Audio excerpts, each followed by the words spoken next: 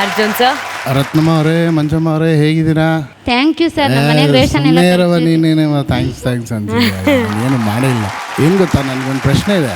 ನಾನು ಅವತ್ತು ನೀವು ಹಾಡಿದ್ಮೇಲೆ ಒಂದು ಮಾತು ಹೇಳಿದ್ರಿ ನೀವಿಬ್ಬರು. ಅದೇನಕ್ಕೆ ದೇವರು ನಮ್ಗೆ ಇಷ್ಟು ಶಿಕ್ಷೆ ಕೊಟ್ಟ, ದೇವ್ರು ಇದಾನೋ ಇಲ್ವೋ ಗೊತ್ತಿಲ್ಲ, ಈ ಥರ ಯಾಕೆ ಮಾಡ್ದ ಅಂತ ನಮ್ಗೆ ಅನಿಸುತ್ತೆ ಸರ್ ಅಂತ ಹೇಳಿದ್ರಿ.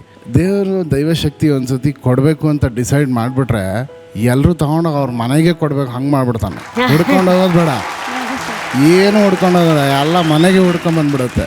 ಇದಿಷ್ಟೂ ನೀನು ಆ ತಾಯಿ ಮಾರಮ್ಮನ ದೇವಸ್ಥಾನದ ಎದುರುಗಡೆ ಹಾಡ್ತಾ ಇದ್ದಿದ್ದು. ಆ ಮಾರಮ್ಮನಿಗೆ ದಿನ ನೀನು ಲಾಲಿ ಹಾಡ್ದಂಗೆ ಕೇಳಿದೆ. ಯಾವಾಗಲೂ ನಮ್ಮ ಮಕ್ಕಳು ಹಾಡ್ತಾ ಇದ್ದಾರೆ, ಇವತ್ತು ಹಾಡ್ತಿದಾರ ಅಂತ. ಅದು ಆಶೀರ್ವಾದ ಕಂಪ್ಲೀಟಾಗಿ ನಿನ್ನ ಮೇಲಿದೆ ತಾಯಿ.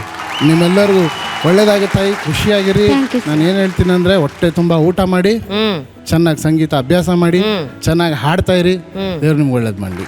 ಆಮೇಲೆ ನಗ್ನಗ್ತಾ ಇರಿ. ಹೌದೌದು.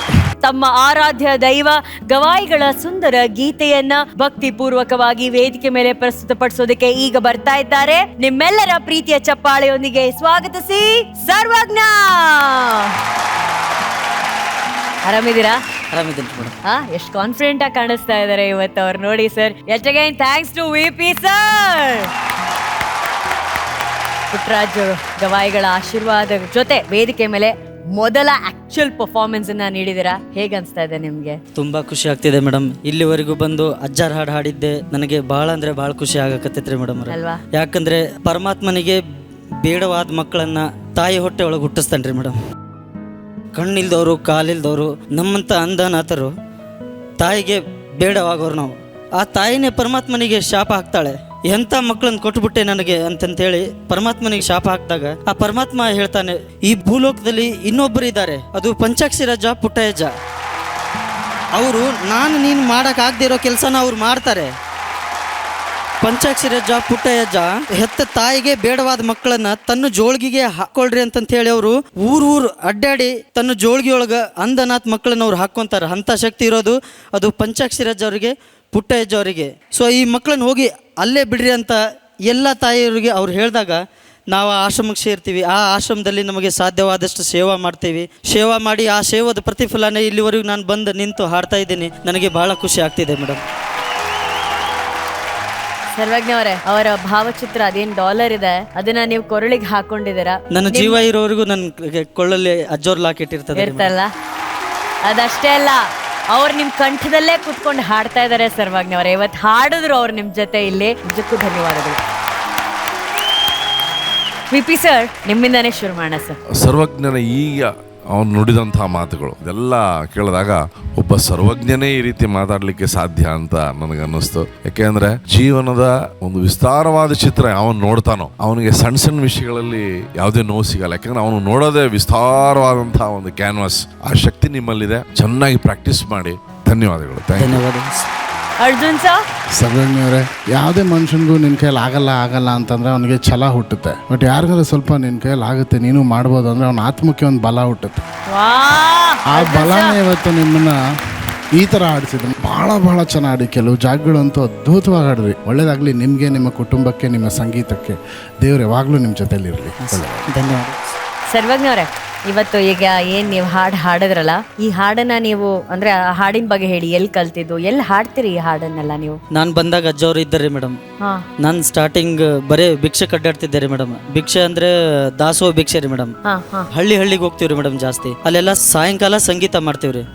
ಆ ಭಿಕ್ಷದಲ್ಲಿ ಇದೇ ಹಾಡನ್ನ ನಾನು ಜಾಸ್ತಿ ಹಾಡ್ತಿದ್ದೆ. ನಾನೇ ಹೋಗಿರಿ ಹಿಂಗಿಂಗ್ರಿ ಪುಟ್ಟಯ್ಯಜ್ಜವ್ರ ಮಟ್ಟಕ್ಕೆ ದಾಸೋಕ್ರಿ, ದಿನನಿತ್ಯ ದಾಸೋಕ್ ನೀವು ನಿಮ್ ಕೈಲಿ ಆದಷ್ಟು ದಾನ ಮಾಡ್ರಿ ಅಂದ್ರೆ ಯಾರು ಸಾಲಿ ಕಲೀಲಾರ್ದರು ಅಲ್ಲಿ ಸಾಮಾನ್ಯ ಜನರ ಕಣದಲ್ಲಿ ಇರ್ತಾರೆ, ಏನು ವಿಚಾರ ಮಾಡೋದಿಲ್ಲ. ಪುಟ್ಟಯ್ಯಜ್ಜವ್ರ ಮಟ್ಟಕ್ಕಂದ್ರೆ ಸಾವಿರಾರು ಜನ ಕಣ್ಣಿಲ್ದವ್ರು ಇರ್ತಾರೆ, ಅಂಧನಾರ್ಥರು ಇರ್ತಾರೆ ಅಂತ ಹೇಳಿ ಚೀಲಗಟ್ಲೆ ಗಾಡಿಗೆ ಹಾಕ್ತಾರೆ.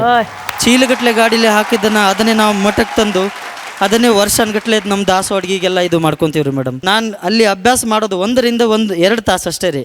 ಅದ್ರ ಉಳ್ಕಿದ್ ಎಲ್ಲ ಸಮಯದೊಳು ಅಲ್ಲಿ ನಾನು ಸೇವಾ ಮಾಡಕ್ ಇಷ್ಟಪಡ್ತೀನಿ ರೀ. ಅದರಲ್ಲಿರೋ ಸುಖ ನನಗೆ ಬೇರೆ ಇನ್ನೊಂದ್ರೊಳಗೆ ಯಾವ್ದ್ರೊಳಗೆ ಈ ಜೀವ ಇರೋರ್ಗು ಆ ಮಟ್ಟಕ್ಕೆ ಸೇವೆ ಮಾಡ್ತೀನಿ ರೀ. ನೀವ್ ಹೇಳಿದ್ರಿ ನೀವು ಬಹಳ ಸಣ್ಣವರಿದ್ರಿ ಅವ್ರನ್ನ ನೋಡಿದಾಗ, ಅಜ್ಜಯ್ ಅವ್ರನ್ನ ನೀವು ನೋಡಿದ್ದಂತ. ನಾನು ಬಹಳ ಚಿಕ್ಕವನು. ನೆನಪಿದ್ಯಾ ನಿಮ್ಗೆ ಅದು? ಅವ್ರನ್ನ ನೋಡಿದ್ ಮೊದಲನೇ ದಿವಸ ಅವ್ರೇನಾದ್ರು ಹೇಳಿದ್ದು? ನಮ್ಮಪ್ಪ ನಾವು ಇಬ್ರು ನನಗೆ ಸಂಗೀತ ಹಚ್ಬೇಕಂತ ಹೇಳಿ ನಮ್ಮ ಅಪ್ಪಾಜಿ ಅವ್ರು ಅಲ್ಲಿದ್ದ ಬಂದ್ರಿ ಮೇಡಮ್. ಅಲ್ಲಿ ಬಂದಾಗ ನಮ್ಮ ಅಪ್ಪಾಜಿ ಅವ್ರಿ ನನಗೆ ಹಾರ್ಮೋನಿಯಂ ಕೊಡ್ಸಕ್ಕೆ ನನ್ನ ಹತ್ರ ಅವ್ರ ಹತ್ರ ದುಡ್ಡು ಇರಲಿಲ್ಲ ರೀ ಮೇಡಮ್. ಅವ್ರ ಹತ್ರ ಹಾರ್ಮೋನಿಯಂ ಕೊಡ್ಸೋಕೆ ದುಡ್ಡು ಇರಲಾರ್ದಾಗ ರೀ ಮೇಡಮ್, ಗಜೇಂದ್ರಗಡ ಅಂತ ಒಂದು ಊರು ಬರ್ತದೆ ರೀ, ಅಲ್ಲಿ ಹಾರ್ಮೋನಿಯಂ ಕೇಳಿದಾರೆ. ಅವ್ರು 10,000 ರೂಪಾಯಿ ಅಂದ್ರೆ ಆ ಹಾರ್ಮೋನಿಯಮನ 10,000 ರೂಪಾಯಿ ಅಂದಾಗ ರೀ ನಮ್ಮ ಅಪ್ಪಾಜಿ ಅವ್ರ ಹತ್ರ 3,000 ರೂಪಾಯಿ ಐತೆ ರೀ. ಲಾಸ್ಟ್ ಎಷ್ಟು ಕೊಡ್ತೀರಿ ಹಾರ್ಮೋನಿಯಂ ಅಂತ ಕೇಳಿದಾಗ ರೀ ನಮ್ಮ ಅಪ್ಪಾಜಿ ಅವ್ರಿಗೆ 8,000 ರೂಪಾಯಿ ಲಾಸ್ಟ್ ಕೊಡ್ತೀವಿ ಅಂತಂತಂದ್ರಿ. ಆ 8,000 ರೂಪಾಯಿ ನಮ್ಮ ಅಪ್ಪಾಜಿ ಏನೂ ವಿಚಾರ ಮಾಡಲಿಲ್ಲ.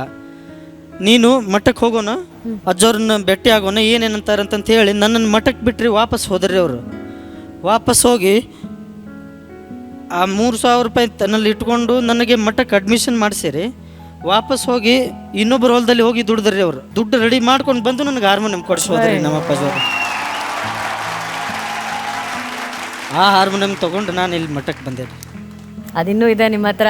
ಆ ಹಾರ್ಮೋನಿಯಂ ಇದೆ ರೀ. ನೀವು ಅದನ್ನ ಒಮ್ಮೆ ಇಲ್ಲಿ ತಗೊಂಬರ್ಬೇಕು ಅಣ್ಣ. ತರಿಸ್ತೀನಿ ರೀ. ತರಿಸ್ಬಿಟ್ಟು ನಿಮ್ಮ ತಂದೆಯವ್ರಿಗೋಸ್ಕರ ಒಂದು ಹಾಡನ್ನ ಹಾಡ್ಬೇಕು ನೀವು ಇಲ್ಲಿ. ಹಾಂ ರೀ, ಹಾ, ಖಂಡಿತ ರೀ. ನಾನು ಆ್ಯಕ್ಚುಲಿ ನಮ್ಮ ತಂದೆಯವ್ರು ತೀರ್ಕೊಂಡಾಗ ನಾನು ಮಠ ಬಿಡಲೇಬೇಕಾದಂಥ ಪರಿಸ್ಥಿತಿ ಇತ್ತು ರೀ ಮೇಡಮ್. ಒಂದು 7 ವರ್ಷ ಆಯಿತು ರೀ ನಮ್ಮ ತಂದೆಯವ್ರು ತೀರ್ಕೊಂಡು. ನಾನು ಮೊದಲು ಹೋದ ದಿನನೇ ನನಗೆ ಅಜ್ಜವ್ರು ಅಂತಿದ್ರು. ನನಗೆ ಆ್ಯಕ್ಚುಲಿ ಅವ್ರು ನೋಡೇ ಇರಲಿಲ್ಲ, ದೂರದಿಂದ ಕರೆದ್ರು. ನನ್ನ ಬಗ್ಗೆ ಎಲ್ಲ ಅವರೇ ಹೇಳಿದರು, ನೀನು ಹಿಂಗೆ ತಾಂಡದಿಂದ ಬಂದ್ಯಾ, ನೀನು ಒಟ್ಟ ಸಂಗೀತ ಬಿಡಕ್ಕೆ ಹೋಗಬೇಡ, ನಿನಗೆ ಕಷ್ಟ ಬರ್ತೈತಿ, ಆದರೆ ನೀನು ಸಂಗೀತ ಬಿಡಕ್ಕೆ ಹೋಗಬೇಡ, ಆಮೇಲೆ ನೀನು ಇಲ್ಲೇ ಇರಬೇಕು, ಇಲ್ಲೇ ಸೇವೆ ಮಾಡಬೇಕು ಅಂತ ಅಂದಿದ್ದು ಮಾತು. ನಾನು ಎಲ್ಲಿ ಹೊರಗೆ ಹೋದ್ರೂ ನನಗೇನು ಸಕ್ಸಸ್ ಕಾಣ್ತಿರ್ಲಿಲ್ಲ. ಆಮೇಲೆ ನಾನು ಎಲ್ಲರೂ ಹೋದರೆ ನನಗೆ ಅವಮಾನನೇ ಆಗೋದು ಮೇಡಮ್. ಯಾಕಂದರೆ ಅದು ಅಜ್ಜಾರು ನುಡಿದ್ರಿ ಮೇಡಮ್. ನೀ ಎಷ್ಟು ವರ್ಷ ಸೇವೆ ಮಾಡ್ತಿ ಅಷ್ಟು ನಿನಗೆ ಒಂದು ದಿನಕ್ಕೆ ಮುಂದೆ ನಿನಗಿದೆ ಅದರ ಸನ್ಮಾನ. ಆ ಸನ್ಮಾನ ಬರೋವರೆಗೂ ನೀನು ಇಲ್ಲಿ ಮಠದಾಗ ಸೇವೆ ಮಾಡಬೇಕು, ಅದು ಬಿಟ್ಟು ನೀನು ಬೇರೆ ಏನೂ ವಿಚಾರ ಮಾಡೋಕ್ಕೆ ಹೋಗಬಾರ್ದು ಅಂತ ಅಂದಿದ್ರು. ಹಿಂಗೆ ಅಂದಾಗ ಕೊನೆಯಲ್ಲಿ ಈ ಬಂದು ಸರಿಗಮಪಕ್ಕೆ ಇಲ್ಲಿ ಬಂದೆ. ತುಂಬ ಖುಷಿ ಆಯ್ತು ರೀ ಮೇಡಮ್ ನನಗೆ. ಅವರು ಅಜ್ಜ ಹೇಳಿದ್ದು ಸನ್ಮಾನ ಈಗ ಸಿಗ್ತಾ ಇದೆ. ಏನ್ ಹೇಳಕ್ ಇಷ್ಟಪಡ್ತೀರಾ ಮಹಾಗುರುಗಳೇ? ಪಂಚಾಕ್ಷರಿ ಗವಾಯಿಗಳು ಒಂದು ದೊಡ್ಡ ಪರಂಪರೆಯನ್ನು ಹುಟ್ಟಾಕಿದ್ರು. ಅದಕ್ಕೆ ಕಾರಣ ಹಾನಗಲ್ಲ ಕುಮಾರಸ್ವಾಮಿ ಅವರು. ಸಾಮಾನ್ಯ ಜನರಿಗೆ ಸಾಂಸ್ಕೃತಿಕ ಸ್ವಾತಂತ್ರ್ಯ ಸಿಗಬೇಕು ಅನ್ನೋದು ಕುಮಾರಸ್ವಾಮಿಗಳ ದಿಟ್ಟ ನಿರ್ಧಾರ. ಅದಕ್ಕೋಸ್ಕರ ಪಂಚಾಕ್ಷರಿ ಗವಾಯಿಗಳನ್ನ ಹುಟ್ಟಾಕ್ತಾರೆ. ಅಂಧರಿಗೆ, ಅನಾಥರಿಗೆ, ದೀನರಿಗೆ, ದಲಿತರಿಗೆ ಇತ್ಯಾದಿ ಯಾವುದೇ ವ್ಯತ್ಯಾಸಗಳನ್ನು ನೋಡದೆ ಅವರು ಸಂಗೀತವನ್ನು ಕಲಿಸ್ಕೊಟ್ಟಿದ್ದಾರೆ. ಇವತ್ತು ಇಡೀ ಭಾರತದಲ್ಲಿ ಗದಗಿನ ಈ ಒಟುಗಳು ಹಾಡ್ತಿದ್ದಾರೆ. ಅದಕ್ಕೆ ಕಾರಣ ಕುಮಾರಸ್ವಾಮಿಗಳು ಮತ್ತು ಪಂಚಾಕ್ಷರಿ ಗವಾಯಿಗಳು. ಇವತ್ತು ಆ ಗದಗಿನ ಆಶ್ರಮ ಶ್ರೀಮಂತವಾಗಿದೆ, ಶಿಸ್ತಿನಿಂದ ನಡೀತಿದೆ ಮತ್ತು ಡಿಗ್ರಿ ಮತ್ತು ಮಾಸ್ಟರ್ ಡಿಗ್ರಿ ಕೂಡ ಮ್ಯೂಸಿಕ್ನಲ್ಲಿ ತೆರೆದಿದ್ದಾರೆ. ಅಲ್ಲಿ ದೊಡ್ಡ ಸಂಗೀತದ ಕಾಶಿ ಅದು, ಸಾಮರಸ್ಯದ ಕಾಶಿ ಅದು. ಅಲ್ಲಿಂದ ಬಂದಿದ್ದೆ ಅಣ್ಣಯ್ಯ. ಇವತ್ತು ನೀನು ಚೆನ್ನಾಗಿ ಹಾಡ್ದ, ಇನ್ನು ಕಲಿಬೇಕು ಸರ್. ನಂಬರ್ ತಗೋ. Total percentage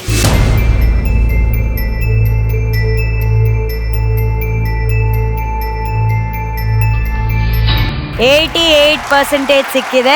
yeah, thank you, all the best.